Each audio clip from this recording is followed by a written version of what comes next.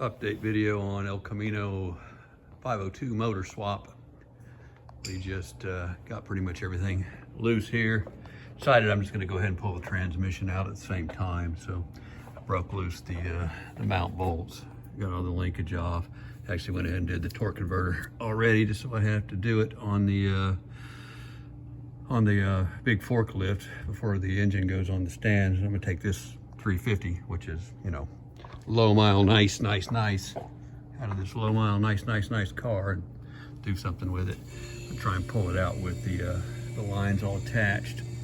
Got to pull the dipstick out from the top, but that's kind of that. So I'm gonna drop it down here. Let's see what we got here. It's kind of hard to do with one hand. Going down. I got to hold two levers at one time.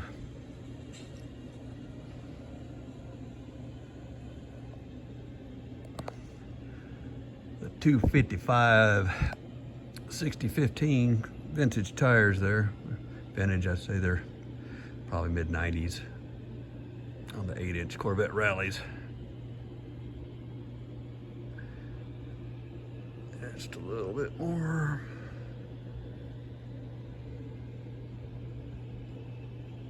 That should be good for now. So we have basically, this is kind of how it's going to come out. I'm going to set this back, obviously, and all the wiring harness is pulled out of it. Power steering is unhooked from the power steering box. Usually when I do these, I leave the power steering pumps in them, set them aside, and then do the motors. But this one, since this is going to the big block, we're going to do it all on the stand and get all the brackets and everything correct and right, and the belts, the pulleys, and go from there. Usually don't do it that way, but I am on this. So everything is pretty much loose other than the transmission dipstick. I need to get it out. I don't want to do it just yet. So I got to get the pan under it. What else? That's it. So that's no radiator. Obviously it's going to go in with a different radiator, bigger one. Then this one had a nice 3-core brass one. And that's what a low mile motor looks like. How about that? Pulling it out, perfect. Look at that nice vintage quarter jet, just perfect. Love to be able to use that on the 502, but it's just not going to be practical. There's the 502. Still waiting on the oil pan to come in, and the new oil pump pickup for the A body, because that comes with a truck pan.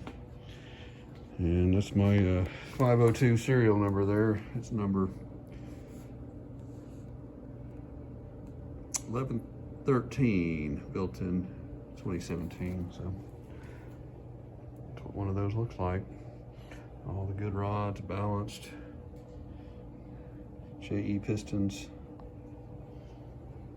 4-bolt Gen 6 motor. This is the last casting of these Gen 6 502s.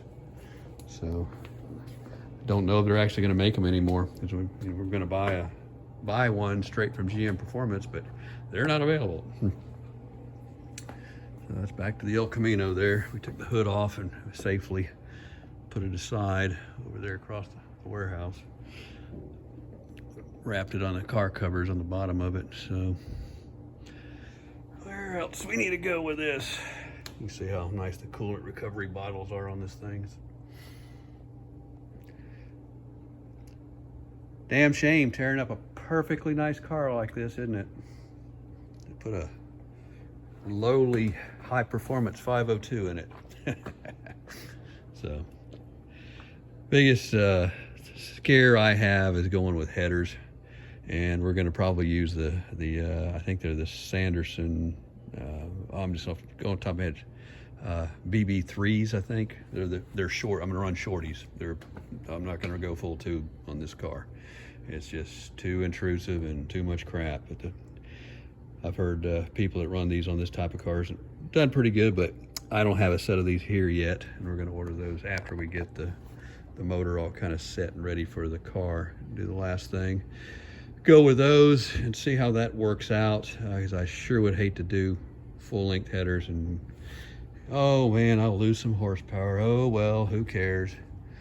It's just the way it is. It's just going for integrity and coolness over ultimate squeeze out what you can in the quarter mile, because it's definitely not going to be set up for that. But it'll be set up to be a good street machine and run pretty hard. And it's going to be running 273 posi in it on a 3-speed, and that torque will move that 273. I've done it before. Had a Cadillac 500 I built. It was an MTS motor. If y'all follow any of my website, you can see it on there. I did that around 2000, maybe even late 90s, or 2000.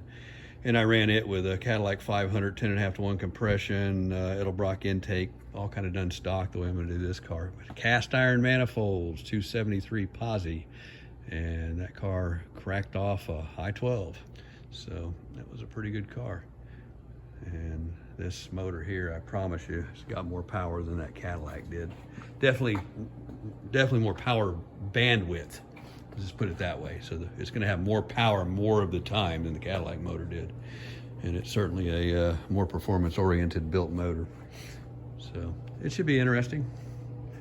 And that was done on Vogue tires. So we'll see what this one does with these old Goodyear Eagle GT2s on it.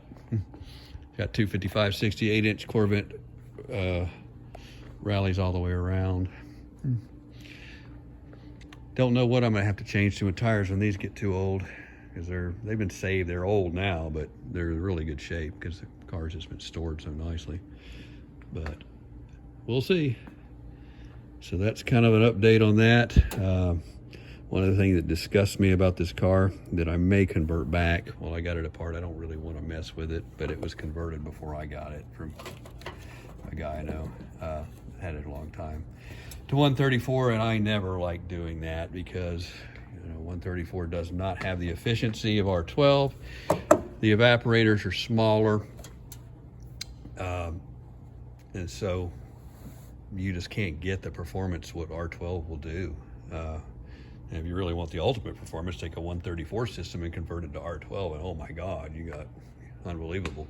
But our 134, condensers and evaporators are larger, so that's less to compensate for the less efficiency. And now we got the new stuff, the 1, 2, 3, 4 propane type stuff. Who knows where that's going to go? I haven't had to mess with any of that yet, and I dread the day I do. And so that's kind of it. We got the motor mounts loose. I'm going to try and pull it out with a fuel pump in there. So like I said, I'm trying to keep this motor totally intact, and I'm going to put it on a stand and either save it or use it for something else, which is a cool project. Maybe put it in in a Vega, who knows, or a Monza. I'd like to see a 350 in a Monza. This would be a good one. Yeah, that'd be a really nice Monza, not a junker. But anyway. Thanks for watching.